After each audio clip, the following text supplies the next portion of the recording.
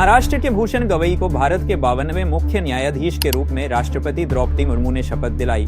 शपथ लिए 24 घंटे भी नहीं हुए थे कि उन्होंने अपना पहला फैसला सुनाते हुए पूर्व केंद्रीय मंत्री और बीजेपी सांसद नारायण राणे को बड़ा झटका दे दिया। मुख्य न्यायाधीश भूषण गवई ने गुरुवार 15 मई को महाराष्ट्र से जुड़े एक मामले में अपना पहला निर्णय सुनाया।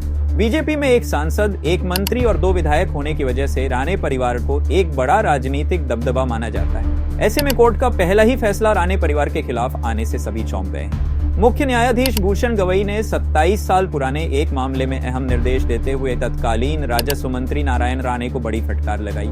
1998 में जब महाराष्ट्र में युति सरकार सत्ता में थी, उस वक्त के राजस्व मंत्री नारायण राणे ने वन विभाग की 30 एकड़ जमीन एक बिल्डर को देने का निर्णय लिया था। लेकिन अब मुख्य न्यायाधीश ने राणे का यह फैसला अवैध घोषित कर रद्द कर दिया है। इसके साथ ही उन्होंने आदेश दिया है कि पुणे की यह जमीन दोबारा वन विभाग को सौंपी जाए। मुख्य न्यायाधीश ने अपने निर्णय में महत्वपूर्ण टिप्पणी करते हुए राजनेताओं, प्रशासनिक अधिकारियों और बिल्डरों की मिलीभगत पर भी सवाल उठाए।